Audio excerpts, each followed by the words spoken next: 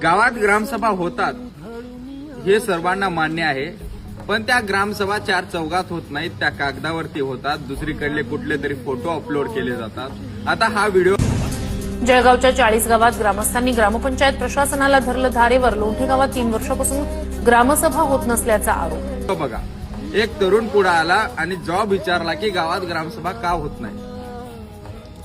तर याच्यावरून असं समजलं की गेले 2 ते 3 वर्ष झालं गावात ग्रामसभा होत नाहीत.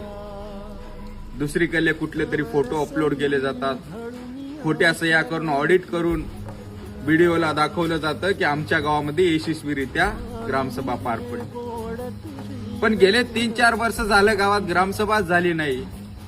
तर यांनी खोटे अहवाल व्हिडिओकडे देऊन ग्रामसभा पार पडली असं कसं काय सिद्ध करू शकतात, असं प्रश्न त्या गावातल्या तरुणांनी तिथल्या सरपंचाला, ग्रामसेवकाला विचारलं.